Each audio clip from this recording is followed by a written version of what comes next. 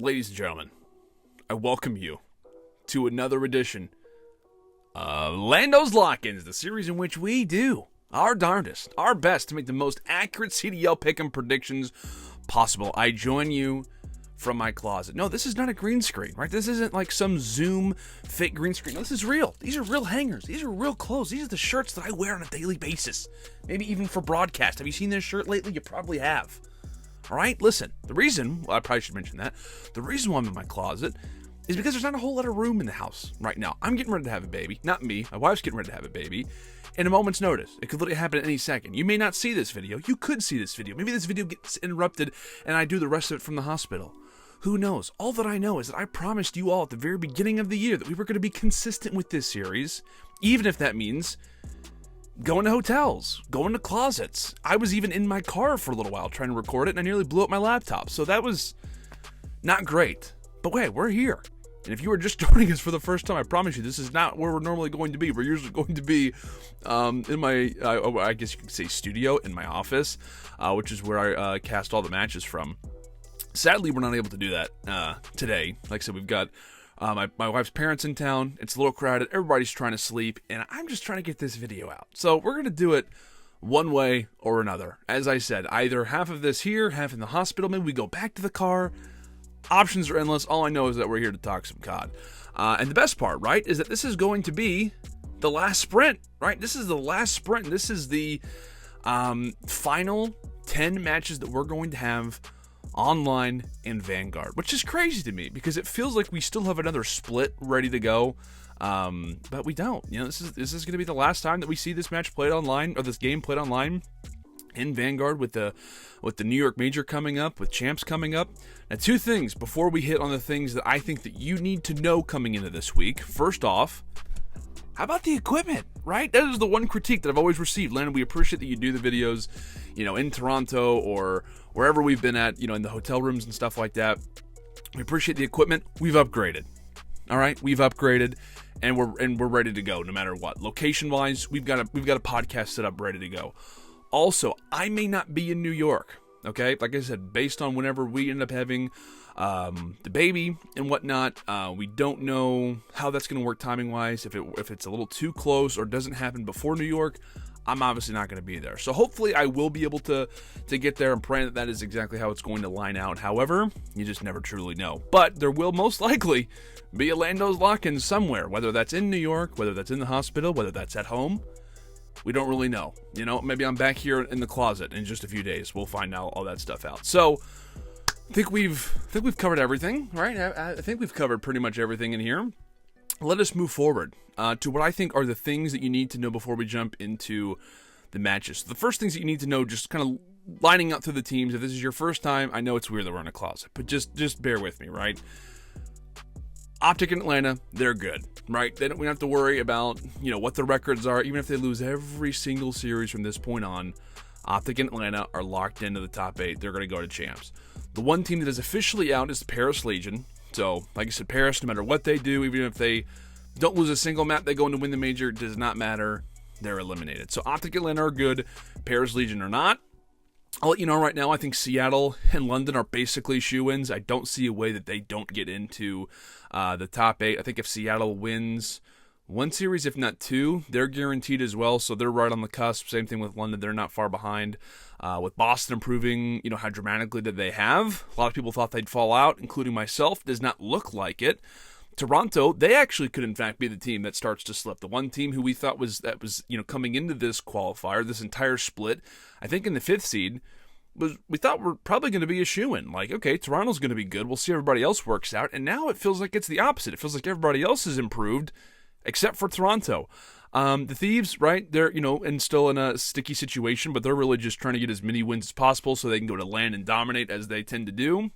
And LAG, granted, got a great timely win versus Atlanta, but, you know, it just feels like they're the one team as well that everybody's banking on to fall out of the top 8, and there's still a very good chance that could be possible. So, let us move forward now that we know all of the details, right? So it seems like Only one spot could potentially be up for grabs. You know, once we go to the major, we'll see if maybe a second spot opens up. It feels like LAG could be that team, and who could be the second, who could maybe even be the third.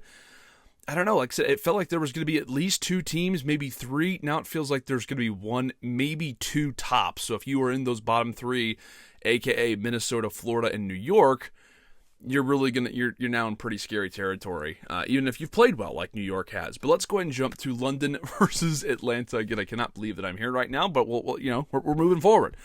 What an interesting way, right, to jump into week number 3. London, they sit at 3-0, the number 4 seed overall. I mean, it's just crazy, right? It's crazy the turnaround that this team has had. You know, they have just dominated when it comes to respawns. Specifically Hardpoint, right? Hardpoint has really been where they've been seeing all their success. I shouldn't say all respawns. But this win, if they do get a W versus Atlanta, it would put them at 4-0. Perfect seed when it comes down to LAN. We'll see if they can make it 5-0. And then on top of that, they would also take the number 3 seed away from Seattle momentarily. So you can kind of see how London has shifted up. We thought them being in the 4th seed, they could absolutely start to lower a little bit, but they start to win a few matches. A win here would put them over Seattle, at least for the moment. And you can also argue, right, for the Ravens, they could arguably be the hottest team in the CDL right now. I mean, I think there is definitely an argument to be made that could say London, along with a few other teams, could be, in that A tier right now. And absolutely, a W versus Atlanta would put them into that category. But as we said, ever since Kismet was gotten back, everything is picked up right where it left off, which we were terrified was not going to happen, but it absolutely has. On the other side for Atlanta, 2-1 record, number 1 seed. As we said, they're good for champs. They're just trying to work everything out in preparation for the major, in preparation for the big boy at the end of the season. They are off of the shocking loss versus the Guerrillas. I had the chance to cast that. Couldn't believe my eyes. I had no idea that we were going to be seeing anything like that. Whenever I went back and watched the series, it feels like they invested, at least in terms of that series in particular. I call it hero COD, right? Rely on one player to make a flank, to break open a hill. If they don't, I don't know. It just feels like hero COD doesn't work as well in Vanguard as it does in a lot of other titles. I think MW definitely had an element of that as well, where it's like relying on one player sometimes can work in different titles because of the time to kill, the way the maps work, the movement works, etc. Sometimes you can rely on hero COD, but with the way that Atlanta is playing it out, there were so many situations where you could tell FaZe was investing into a 1v1 to go their way. It doesn't, and the game blows up from there. A lot of late rotations, a lot of situations where LAG was holding hills early, and Atlanta was never really able to break. Like in the opening bocage, P2, I think LAG held it down all 3 times.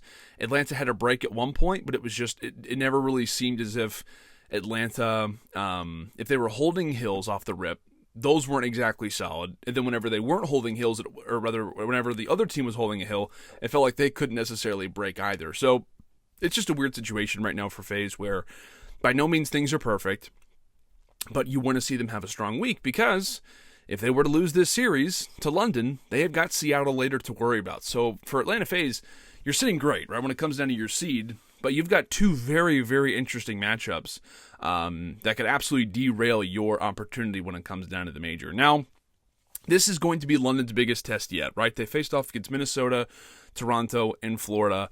However, each series has been the exact same for the London Royal Ravens, right? It has been win both the hard points. It has been win the game 2 search and destroy in around 11. All 3 of them have wound up the same. They've won the hard points, they've won game 1, game 4, they've won the game 2 search and destroy because of round 11, and they lose the control, right? Now, one thing that I've been hearing a lot of is that London and search and destroy, round 11 has been pretty common, and that's actually true. I remember in all the times that I've casted London, it always feels like they're in round 11s. Over half of their S&Ds just in general this season go to around 11, and based off of whether or not they win that game 2 search and destroy, that round 11 to be specific, very much indicates whether or not they walk away with the series. So I feel like when you do have a formula of success, it makes it rough because, like I said, if London isn't winning those game 2 search and destroys and those round 11s, right, that means they're also not winning the controls. Well, what happens if they finally lose a hard point, right? What happens if all the chips just start to fall away in one matchup? And that's honestly what I think is going to happen here in this series. I think that Atlanta, while they are off the loss versus LAG, are going to have their heads on straight versus a very solid-looking London team. There's no doubt about it. I don't think it's going to be another Guerrilla-type situation. I think I like FaZe more in Search Destroy. I think you like them just as much, if not evenly, in regards to the hard points. I think those hard points just in general will be interesting because of the hero COD element that I talked about. Both teams are very break-heavy, etc. And I think the control, Atlanta should be able to take. I know they haven't looked amazing in control lately, but considering that the fact that has been the one game mode that London has lacked in, they are aware of it, so I'm sure they're working on it. But I have Atlanta taking this in a 3-1 fashion. So that's just the way that we're going to line it out.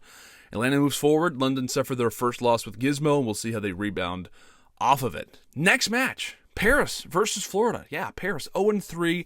As we said, 100% eliminated. No champs for them.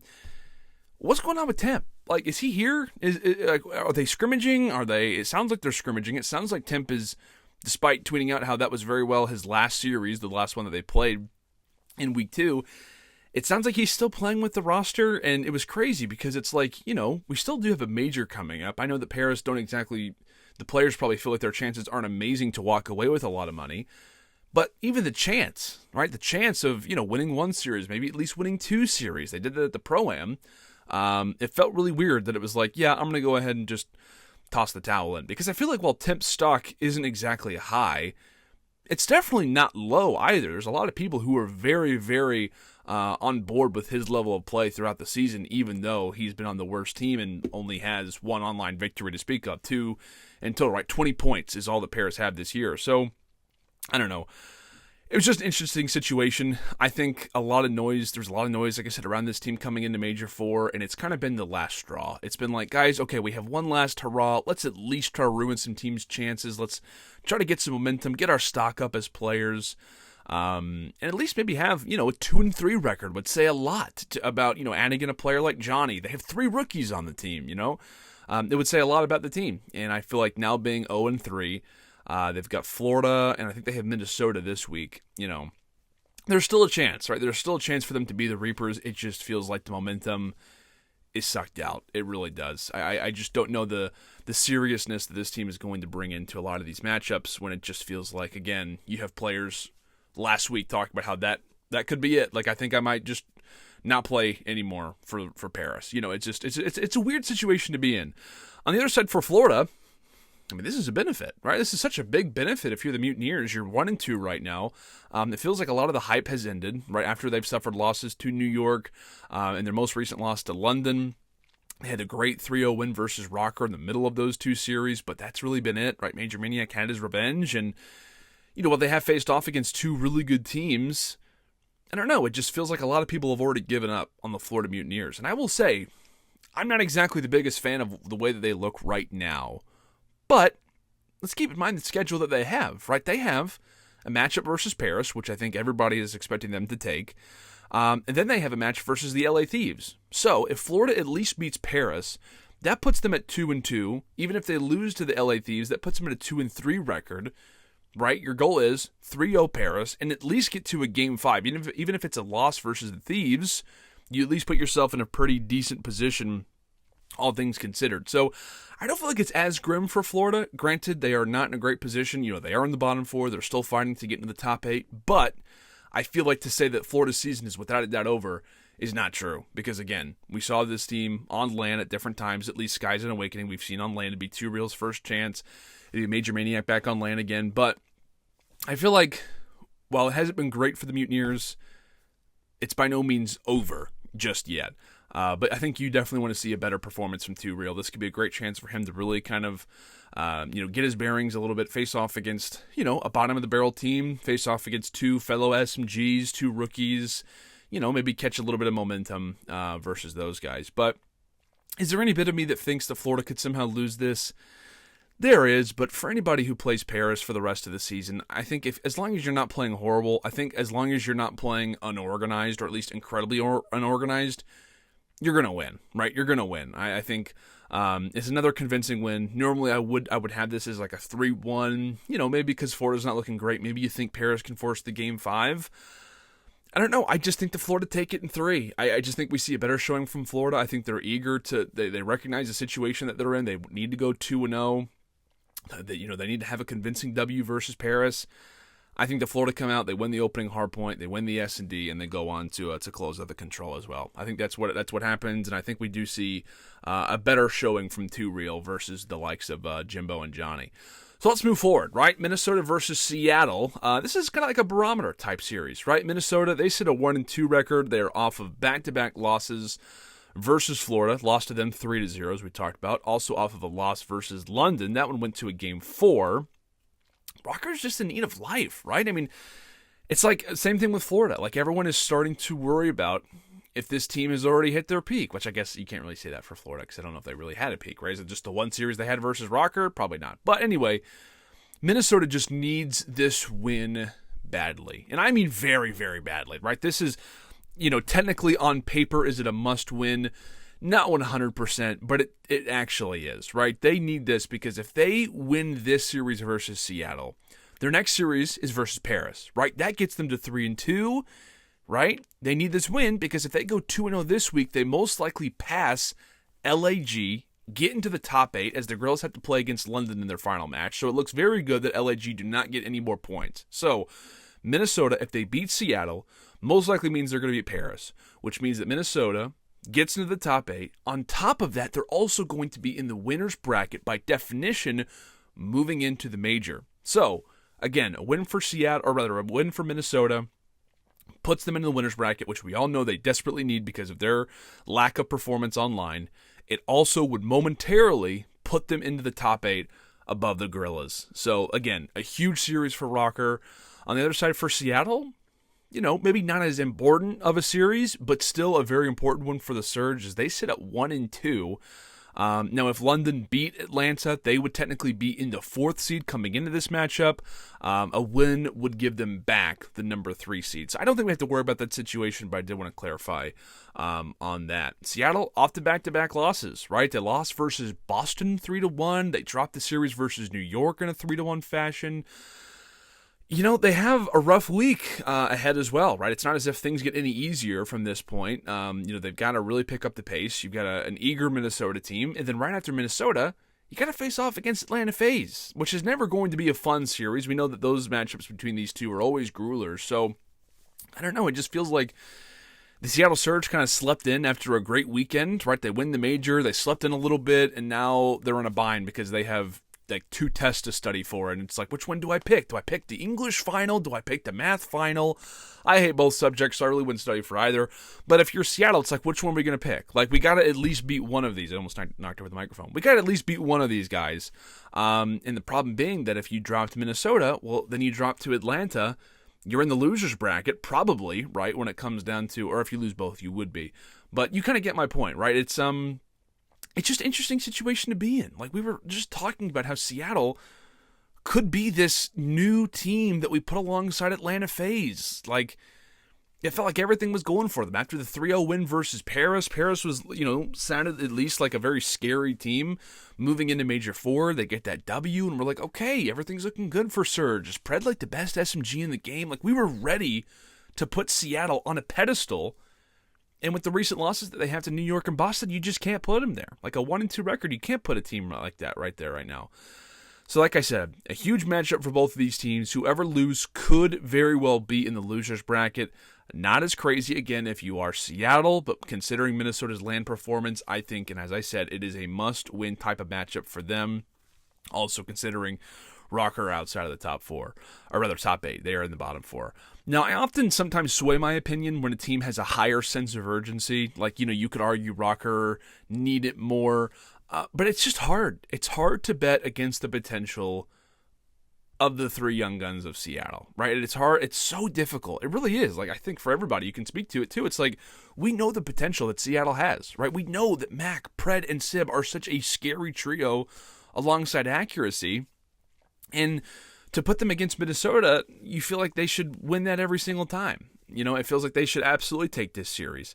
So like I said, sometimes I go off of, maybe Minnesota has more to fight for. Maybe they come at this with, like I said, a little bit more fire. I think Seattle still has, a lot of fire as well. I think they come into this very motivated, on top of that. And then just to summarize it as well, it's just so hard. It's hard to bet against Sib. It's hard to bet against Pred. It's hard to bet against Mack.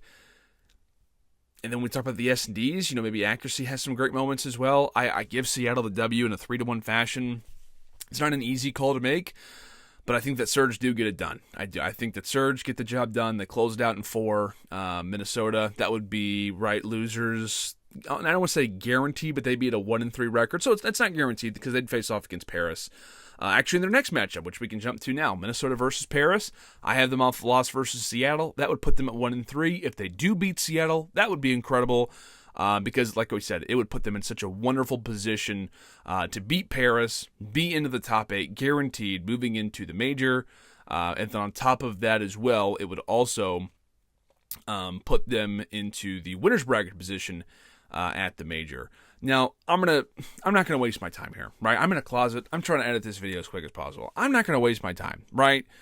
Røkkr, their goal is to not allow for Paris to win maps. Do your absolute best if you're Minnesota to 3-0. Then make your map count, make your series count look as good as it possibly can to put yourself at one of the better 2 and 3 records to hopefully get the 7th or the 8th seed.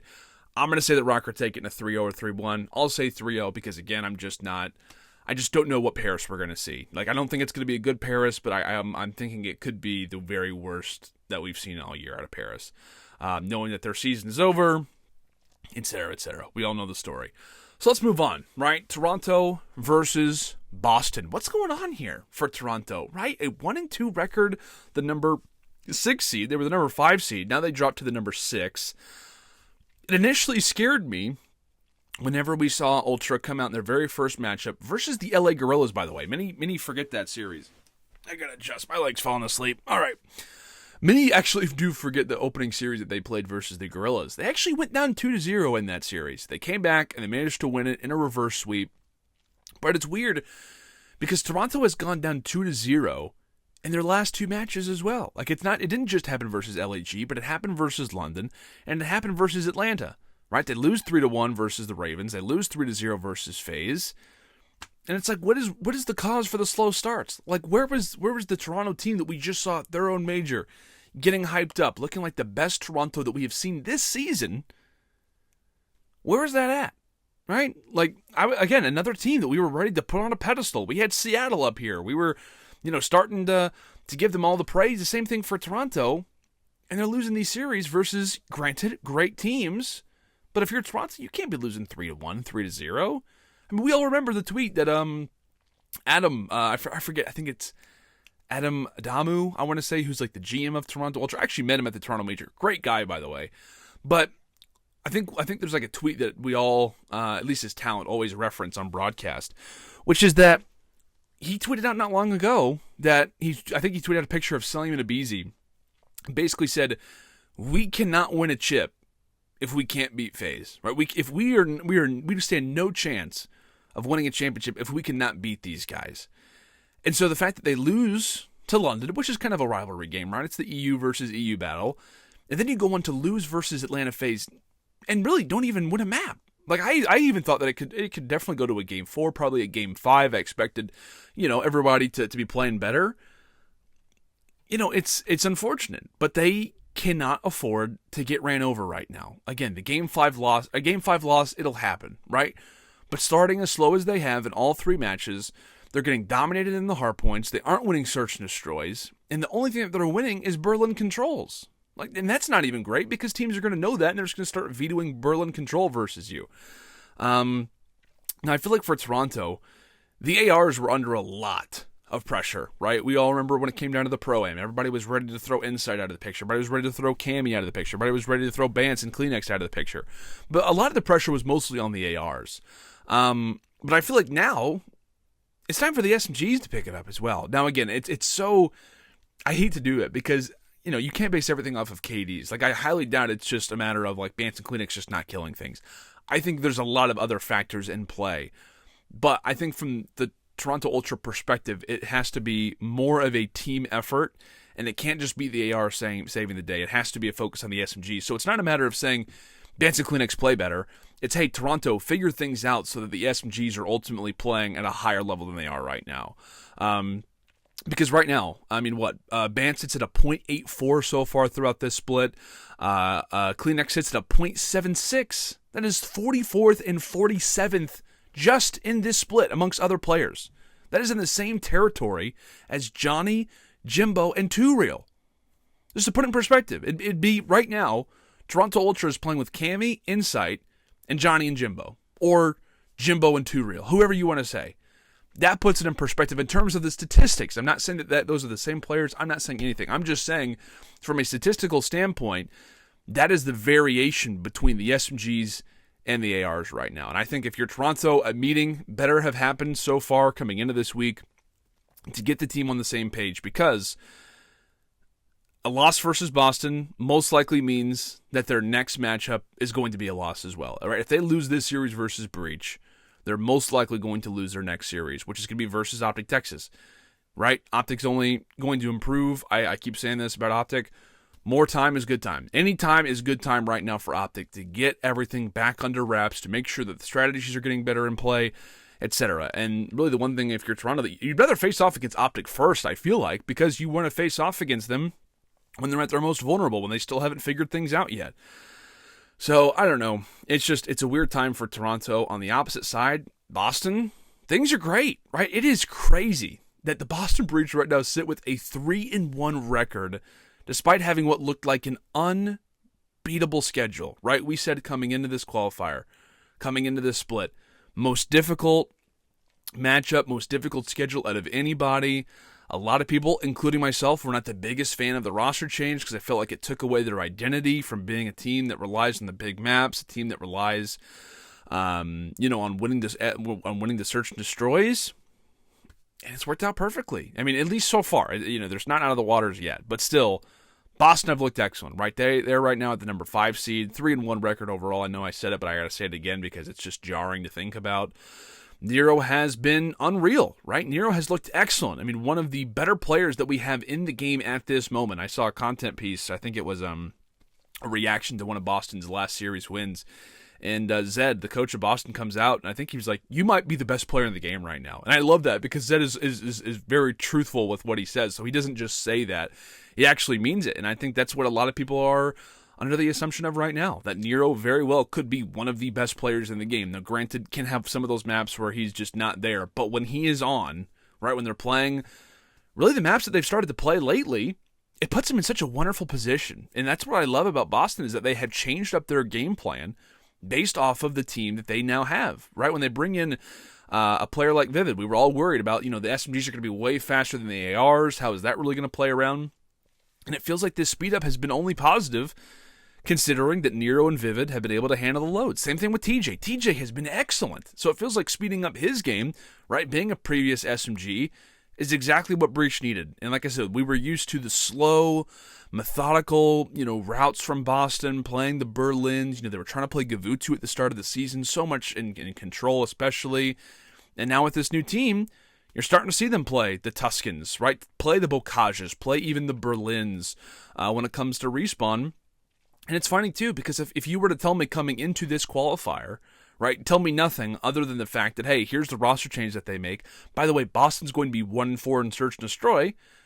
I would tell you, okay, they probably haven't won a match, right? They probably have only won one series, maybe one series at best.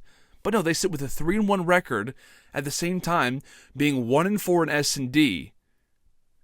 It's crazy. Like I said, they have fully adapted to this new strategy of let's play the fast maps, let's run at the opposition, let's play Bocage, let's play Tuscan, let's even play Berlin from time to time.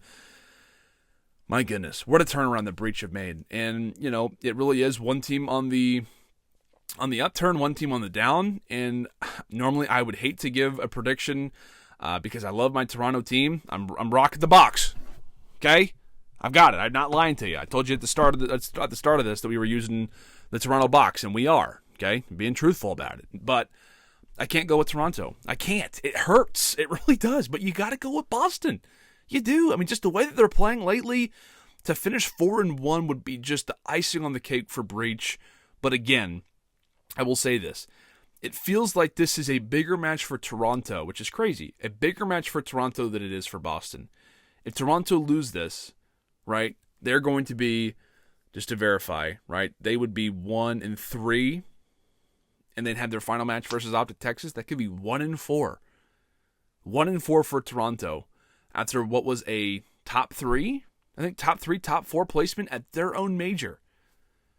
is crazy. It is crazy the downturn that Toronto could possibly be on. Again, we will see. I'm very eager to see the battle of the SMGs because I feel like really if you're Boston, you are hungry to get your hands on Bance and Kleenex. At the same time, for Toronto, they've got to be ready and prepared, right, for this breach team. Normally, I don't, side against the Toronto team because I just always have faith that they're going to pick it up because of what they were able to do in Cold War, the turnaround that they've had at times throughout the season in Vanguard, but I think that time is starting to expire. It's starting to expire, but as I said, a huge, huge series for Toronto, possibly one that defines the rest of the season. Very well could. All right, Florida versus LA Thieves. We spent a lot on that last series. Let's see if we can get through this one pretty quick. It's a huge game for seeding, right? A massive, massive game when it comes down to seeding. Florida, right, getting a winner spot would be massive. Can seal that with a win over the Thieves. So like I said, Florida, they faced off against, I think it was Paris earlier, correct? I don't have the screen in front of me. Yeah, they faced off against Paris earlier. So again, this series would put them in such a wonderful position to possibly get that winner's bracket position. And even like I said, for Florida, it's not the end of the world. Even if they were to lose to the Thieves, it's just a matter of trying to steal as many maps as you can. Try to put yourself at the bare minimum into the 7th or the 8th spot. I feel like Florida should as well have a bit of confidence. I mean, they are going to beat a team like Paris. So I feel like they should have a little bit of confidence after that series versus Legion. Too Real, who has the worst KD so far in this split. I feel like that can't remain the same. I feel like he's going to at least play better versus this Legion roster. So, I feel like this is going to be a better version of Florida. A team who, like I said, has that spot on the line in this very series. They win this versus Thieves. That's a massive W for them. Put them even higher in the overall standings. That put them at 20 points in week number 3. And I think depending on how we look at we'll look at the standings based off my predictions at the end of this. But I mean, just puts them in a wonderful spot. That very well could tie them for top 8, I think, as well, with Minnesota. If Minnesota can finish off 2-0. So, again, a lot on the line if you're Florida. On the other side for Thieves, 2-1 right record right now. They hold the number 7 seed at this moment with the ability to raise up a little bit. Handled business so far in this stage. A 3-0 win versus Boston, which was unbelievably impressive. They have a convincing win versus Paris Legion. I had the cast on that. Never felt like they were out of control. Laughing the whole time. Not a problem in the world. Thieves just felt very comfortable throughout it. We all remember, right, Thieves did have that hiccup in the S&Ds versus Atlanta. Right, that's been the issue for them. It's going to continue to be the talking point around the Thieves. As if they could win S&Ds. Can they continue to win S&Ds? At least can it be consistent? Because we've seen them take search and destroys versus top teams previously. Even when it came down to the last major, it just feels like that's going to be the focus for this roster, right? There's nothing that changes for the Thieves. It's been the same team the entire year. The only thing that has changed is the roles. Now, I actually had written down Florida was going to take this. I did. I feel like Florida had the ability to take it, and I could change my prediction. But I just feel like Mutineers at times will play up to their competition. I think that this would just be the perfect storm if you're the Mutineers to get a W here, right? You get the confidence versus Paris. You come into this next matchup versus Thieves feeling good. I just don't know if I can do that, right? I think they're going to remove the Gavutus in this series, which is going to plague the Thieves a little bit. I just don't know if there's enough room to get me over the edge to call a W for Florida. I'll say that it gets to a Game 5, which again is not normal territory for the Mutineers. It's also a scary situation for the Thieves because, again, they're not usually in Game 5 territory. It sounds like a weird call to say that Thieves are going to take an S&D in Game 5 versus Major Maniac and the newly founded Mutineers, but it's just the way that I feel like this series could go, looking more in depth at the numbers. I don't know. I think the Thieves take it, but this could be a prediction that I change up and say it goes the Florida Mutineers way. This would be one that I would circle for sure. If you are, eagerly looking at your pick'ems, you're thinking, hey, maybe where can I find an upset here, right? Where on this list of 10 matchups, where is one of these games that people are probably going to overlook? I think it very well could be the Florida Mutineers versus the LA Thieves.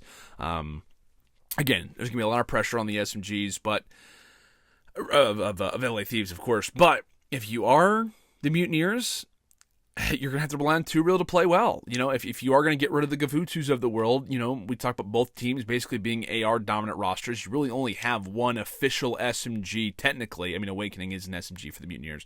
But you get my point, right? There's technically only one player who is a full-time SMG No question about it on either of these teams. And, of course, that's Envoy versus 2Real. So it should be a fun series to watch. I just don't see the series getting away from the Thieves. It could be a 3-1. It probably will be a 3-1. I'm just going to say it goes to a Game 5 because I want to. Let me have this, okay? Let's move on to what I believe, by the way. Can we just give this matchup between these two teams the credit of being arguably, I won't say the best, but arguably being the best rivalry, the best matchup that we have in the CDL. It deserves it. Like, are you kidding me? Like, the way that these teams ended up Cold War versus each other, the crazy clutch for Classic, the way that Seattle were able to take this team down whenever it came down to the kickoff. The battle that they had at Major 3, where Seattle makes some unbelievable comebacks. Mack throws up on the stage at Major 2 versus Minnesota, or at Minnesota. Atlanta beats them in a Game 5, round 11. That's what it takes for Atlanta to finally beat the Nicky D curse. And then, like I said, when it comes into Major 3, Seattle has to beat them not once, but twice, and they do it, and it makes zero sense. I mean, it makes sense, but it doesn't make any sense. I mean, it's just crazy, right? This would be the 7th matchup between these teams, if you're including kickoff. The 7th matchup between these rosters so far in Vanguard. It would be 4-2 for Seattle in favor of them so far throughout Vanguard. Just crazy. I mean, just some wild matchups between these teams throughout the last, I guess, 12 months, but, specifically in Vanguard.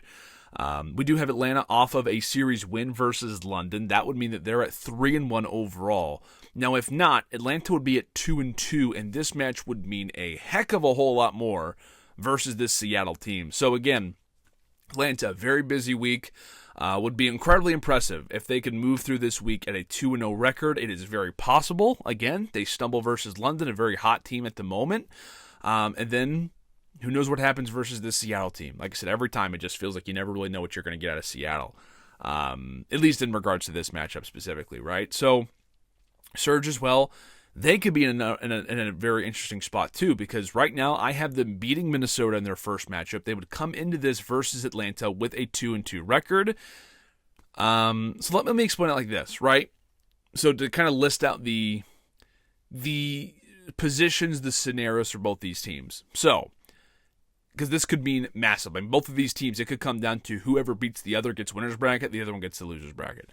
So if Atlanta loses versus London, this match becomes arguably a must-win to guarantee winner's bracket, right? If they lose versus London, this matchup becomes a must-win to guarantee the winner's bracket. Still possible, but it guarantees a winner's bracket spot if they do beat London. Like I said, if Atlanta wins, pressure is off, but they still want to be at a 4-1 record due to Atlanta FaZe. If Seattle Surge lose to Minnesota, they'd be 1-3 coming into this matchup. If Seattle beats Minnesota, they'd be at 2-2, and this becomes a must-win game for them to guarantee winner's bracket. So we very well could have Atlanta off of a loss, Seattle off of a win, or it could be Atlanta off of a win and Seattle off of a loss. You really don't know, and as I said, it could also be both these teams come into this game at a 2-2 record. A lot of different scenarios. As I said, I have Seattle off of a win, I have Atlanta off of a win, which means that Atlanta is already through, and this matchup would be dependent on if Seattle can get the W or not. Now, what is it about Seattle versus Atlanta? I find myself to be a Seattle Surge versus Atlanta FaZe historian. I didn't have the two casts over them at Major 3, but I have studied these two teams so in depth, and it's interesting because it's like, what is it about Surge? Like, realistically, like, what is it about this organization that has just had FaZe's number, right, throughout Vanguard, that had their number at the very end of Cold War in that one series that we all remember? And it's interesting because if you look at every single matchup that they've had versus each other throughout this stretch, at least in Vanguard, it has been about Seattle remaining consistent, remaining composed, despite dropping the game ones, often clutching out in the game 2 search destroys, winning those sometimes in round 10, sometimes in round 11, and winning either the game 3 control or winning the game 4 hardpoint, and depending on how either of those went, go into the game 5 and clutching up as well. Now the numbers are interesting, right? Because Seattle is 1-5 in opening hardpoints, despite having the head-to-head win percentage over Atlanta by a decent amount. But Seattle are also 4-2 in Game 4 hardpoints. So it's like they don't die, they don't roll over. Even if Atlanta gives them their best shot, Seattle just does not go away. which is really interesting because, like I said, it would totally make sense for a young roster like this, right? This is Mack's third year. You have 2 rookies and you have a vet in Accuracy. It would make total sense if this team started to roll over. They face off against a titan like Atlanta FaZe. You get destroyed in the hardpoint mentality-wise, and you could easily be out of it. But no, they always turn up in the Game 2 search destroy. And like I said, the rest is history. They either get the control win or they get the hardpoint win. Sometimes both. If they get one of those and they go to the Game 5 and they take it there. Now, one thing that is interesting for Seattle is that when you look at their performance versus Atlanta FaZe this season, just Seattle versus Atlanta, who plays well? The leading KD for Seattle is Mack at a 1.09. It feels like he is always the X factor for this team when they face off against Atlanta. Now for FaZe, the number 1 KD versus Seattle this season, no surprise, comes from Cellium at a 1.21. The issue, when you look at the other KDs for Seattle, if Sib and Pred are right under Max KD, it's like a 1.05 and a 1.02. So you got those 3 guys very consistent. For Atlanta FaZe, it's not like that, right? You have Cellium up here to 1.21. The next highest KD is a 0.99. Nobody else from Atlanta FaZe is above a 1 KD outside of Cellium versus Seattle. In fact, the lowest KD on Atlanta FaZe when they're facing off against Seattle is aBeZy. And aBeZy, his stats-wise, plays worse versus the Seattle Surge than any other team in the CDL. I promise. I looked it up, right? Stats-wise, aBeZy plays worse versus Seattle than any other team in the CDL. He has a 0.87 when he faces off against Seattle. So again, it feels like Atlanta FaZe come out, punch Surge in the mouth. Surge, they wipe it off. They move forward. They win the search and destroy. They win either the control or the Game 4 hardpoint. And typically in the middle of those series, aBeZy comes out strong and starts to slow down. Maybe he gets limited in these S&Ds. Maybe he gets limited when it comes down to the controls, and especially in those Game 4 hardpoints. It's interesting, right? And like I said, the last time that these teams played, not even just in the finals was crazy enough, but in the winners bracket final, which to me goes down as one of the crazier series that I have ever seen in COD history, by the way. If you've not seen the game, I highly recommend you go back and look at it. The winners bracket final. At least look at the end of the control in Game 3 and the end of the Game 4 hardpoint. Seattle, right, are down 5-14 in lives in the control. Come back and win. They were down in the Tuscan hardpoint 209-118. And they made the comeback and they won the game. It is unbelievable, the comebacks and the clutches that Seattle have versus Atlanta. On top of this already being such a thing, right? Seattle versus Atlanta. Seattle always bests Atlanta. And then prior to Major 3, Atlanta had won the last 2 matches that they had, right? One in the online atmosphere, and then one at the Pro-Am. They'd beat Seattle, which is Seattle at their absolute worst. So it's interesting. So they, like I said, they match up the winners bracket final. Seattle makes unreal comebacks. Literally the craziest back-to-back comebacks that I think I've ever seen. A 100-point comeback met with a 5 versus 14 comeback in control. Like I said, it is absolutely up there with one of the craziest series that I've seen in Call of Duty Esports history. Not even just CDL. We're talking all-time type of numbers. So the fact that this is going to be their first time matching up since then, since that winners bracket final, since the grand final, is going to be amazing. And so, like I said, this could have a lot on the line. Atlanta FaZe could be at 2-2. Seattle could be at 2-2. Depending on how Atlanta versus London goes, there's a lot on the line in that matchup, which would then directly affect this game. But regardless, like I said, I've got Seattle taking it in a Game 5. I do. I think it's going to go a similar way. It is online. Atlanta typically does play a little bit better versus Seattle online. Is that going to remain the same? I don't know. But I am going to have Seattle taking this in a Game 5. I think it's another crazy, fun, wild series because, like I said, it's just the way that these two teams match up against each other. It is always entertainment. It is always incredible. And I think that this series continues to be listed, moving into Major 4, moving into the New York Major, moving into Champs, as one of the best two, head-to-head battles that we have in the CDL. So let's move into London versus LAG. Feels like we gotta like press down a little bit after that because it's a hard series to follow up. I'll be honest. London versus LAG.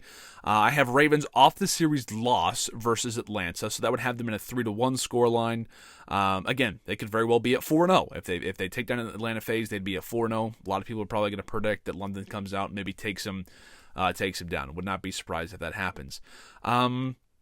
LAG, right? I mean, every series, it means a lot for them. They sit at the number 8 seed. Again, if you see Florida have a great week, if you see Minnesota have a great week, if either of those teams clutch up, finish 2-0 or, whatever it may be, they can absolutely pass the Guerrillas when it comes to that number 8 seed. It just feels like LAG, they gave it their all versus Atlanta, and they just kind of lost it. It felt like that was maybe like the last, fighting chance that LAG had. All the energy that they had worked up, that could have been the last hurrah, and it very well could be the last W that LAG has this year, depending on this series versus London, depending on how well they play when it comes down to the major.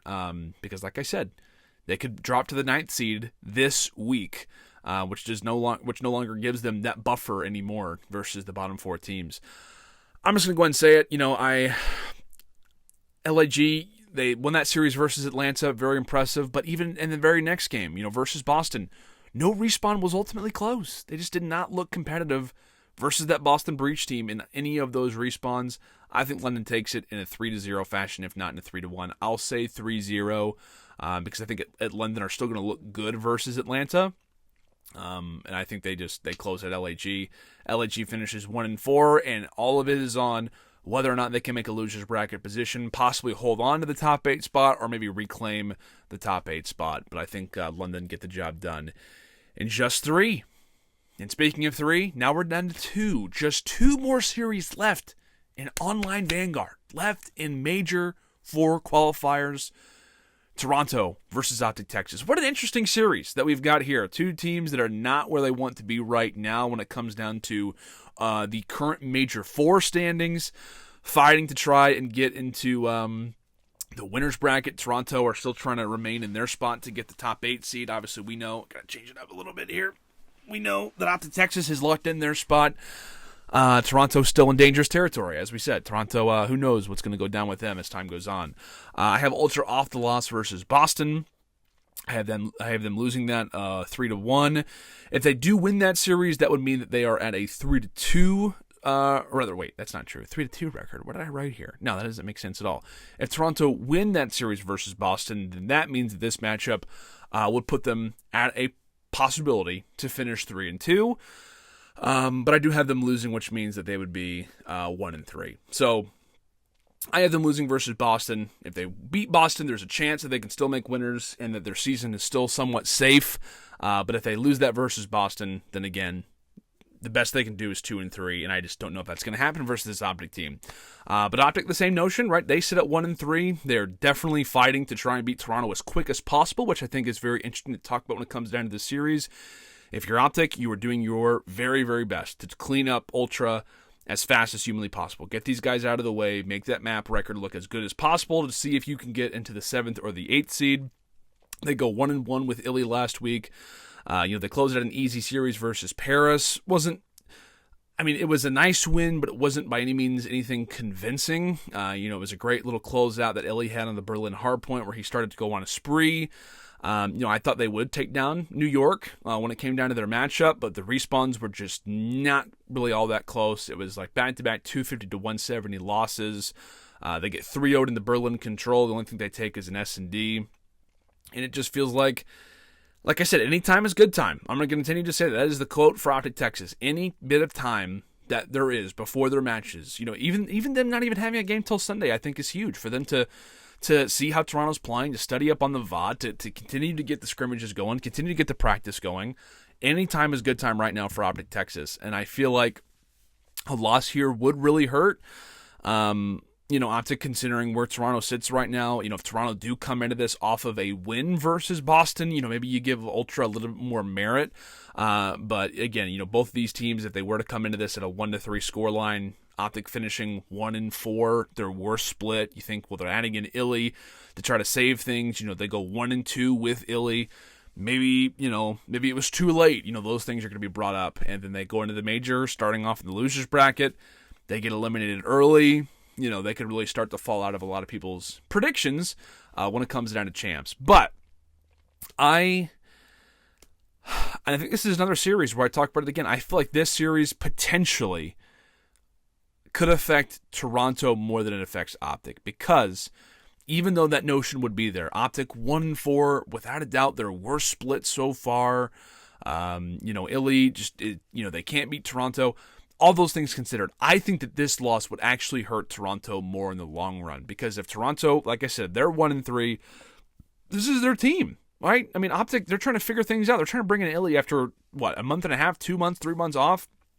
Toronto, this has been their roster, right? A team who just finished top 3 with this very same lineup. If they were to lose versus Boston, lose versus OpTic, and as we said, the teams that they've lost to already, that moves them down the power rankings significantly, puts them in a loser's bracket position when it comes down to the major. And like we said, I mean, who knows what happens from that point on for Toronto? Do they try to make a roster change? There was a rumor between, I think it was Clay's challenger team, saying is Cammy dropped? What's going on with Cammy? Is Cammy going to be removed for the team? So I don't know what's going on with that. I've heard nothing of that, by the way. But I'm going to say that OpTic takes this in a 3-1 fashion. I've got Texas winning this 3-1 versus Toronto. I guess I'm just kind of tired. I'm kind of tired of just rallying around, Ultra waking up. They were able to do it, when it came down to Major 3. Can they do it again in Major 4? I would never put it past Toronto to turn up and to improve. It's just, with the way the SMGs are looking right now, I feel like OpTic is only going to get stronger. They lose versus New York. Understand that, right? They lose versus New York. But at the same time, I think that OpTic only improves. I think they see a dramatic increase as the weeks progress, especially throughout this week. And they take down a struggling Toronto team who, like I said, just seems to not have a whole lot of slang consistency between their ARs and their SMGs. All right. OpTic beats Toronto. Toronto has a losing record. OpTic hope that they did enough to get into the 7th and 8th seed. And now we have got our final online match. We're ending it out with a bang. New York versus LA. Subliners versus Thieves. New York, how are they here right now? Right? How have they managed, despite having OpTic in Seattle on their schedule, how have they managed to go 4-0? How have they managed to get to this point? 4-1 was the target. We said, at best, 4-1, you will take it. You will be very, very happy if you are New York. But the fact that they sit here at 4-0, and I will say this, if you would have told me a week ago or 2 weeks ago they'd be 4-0, I would have said, okay, cool. New York are in a great spot. They're going to look probably really good when it comes down to the major. That is still the case. The problem for New York is not only have they outperformed what we thought they would, but the teams who they're competing against to get into the top 4, the top 8, get out of the bottom 4, they have also improved, right? So it's as if you're trying to be the best student in the class. You're like, look, teacher, I just got a 95 on my test. And the teacher's like, yeah, that's great. You're right there along with everybody else. Everybody else actually studied for this test and got 90s on their tests as well. So it's not as good as you thought, but it's still decent. That example was horrible, by the way. But it's just, now it feels like for New York, 4-1 would be great. But 5-0 might be a necessity. 5-0 might be what you have to do in order to actually close the gap and to give yourself a real chance. And it's weird to say, but, even a team who goes 5-0, they're still not going to be in the top 8. New York still are not going to touch the top 8 if they go 5-0 and they just don't win a match at the major. They're going to have to do some real damage at the major despite whether or not they beat the Thieves. We'll see how that goes. But still going to give a lot of props to New York. It feels like they are one of the hottest teams in the league right now. You could argue that they look the best out of anybody, considering they are 4-0. The hard points look amazing. It just feels like it just feels like the impact of every player's life is actually being valued. I heard the Flying talking about that. I couldn't agree more. It feels like, it feels like everybody is on track with what needs to be done. I think it was Aches, or it might have been Parasite. I forget who said it, but it was a great line. It was like, Crim's never been a player to really value KD or kills versus deaths. It's all about what that life means, right? It's all about trying to get the most value out of each life that you can, even if that means, not even killing somebody, but just putting your teammate in a position to kill a player to where it looks like it was a 1-for-1 trade, but it actually bought you 30 seconds in the hill, 20 seconds in the hill, a round victory, a control point capture, whatever it may be, right? And that just feels like the New York are becoming the specialists in that position, but they still do sit at the number 11 seed. They're still looking up at that mountain thinking, gosh, we've done so much work to get here, and it feels like while we are making a lot of progress, we might have to give it even more than we thought. And for LA Thieves, they're off the series versus Florida. I have them at 3-1, so I do have them beating the Mutineers. If they do not beat the Mutineers, they would be 2-2. And as we talk about for the Thieves, you know what? You're trying to put yourself in as good of a position as possible. Put yourself in a position to succeed when it comes down to LAN.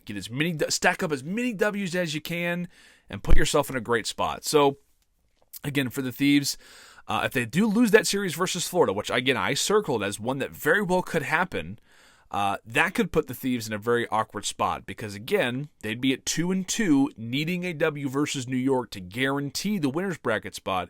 However, if they beat Florida, they're at 3-1. Don't want to say they're cruising, but they're definitely feeling good knowing that they are in winner's bracket. They've got those 2 lives when it comes down to the major. So, like I said, still up in the air, but this could be it feels like the importance very much values on LAT's prior game versus the Mutineers. Now, this matchup, let's get into the nitty-gritty. I think that New York are a stronger team right now, but I do believe that this is a very good matchup for both these rosters. It's going to be a very competitive matchup for both these teams because I think the hardpoints are going to be an excellent battle. The S&Ds, I think, are going to tell the story. Both teams, historically, as we know, have struggled mightily in the S&Ds. Hardpoints have been their bread and butter. Controls, depending on the map, sometimes they're great, sometimes they're not.